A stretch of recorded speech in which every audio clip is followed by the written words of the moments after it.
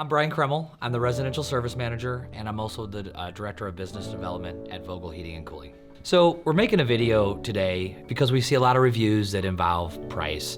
And those reviews often ask the question somewhere along the lines of, I looked up the part, it was 20 bucks, why did I pay $300 for it? So a lot of times when we reach out to clients about what they paid for a repair when they've had a concern, it's completely understandable that they paid for the labor and that they paid for the equipment. In fact, they usually say things like, your technician was great, he found the repair right away. So at Vogel, we have to factor in all the things that make up cost when we come up with a price. The question is, why am I paying for your overhead? Or another way to say it was, why couldn't I have just gone down to the guy down the street that has a truck? Well, I'm always reminded, I've always been reminded about one thing. It was one of the first things I learned in business, and that's everyone has the same overhead. It's just whether or not they choose to pay for it.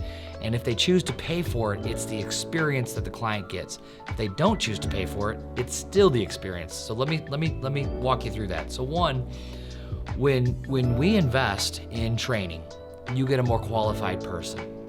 When you don't invest in training, you get someone that takes longer.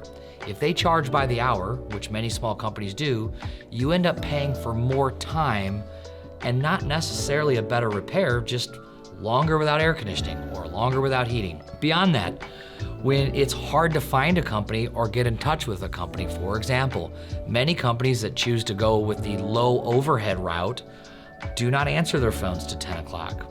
Do not answer their phones early in the morning. Do not even have people on the weekend who are ready to take your calls. We realize that that's a big part. You live in your house after work. You live in your house on the weekend. You spend times, you host it. So one of the things that we've invested in is having people available. That's also part of the experience. Making sure our trucks are reliable, enable us to get to people's house.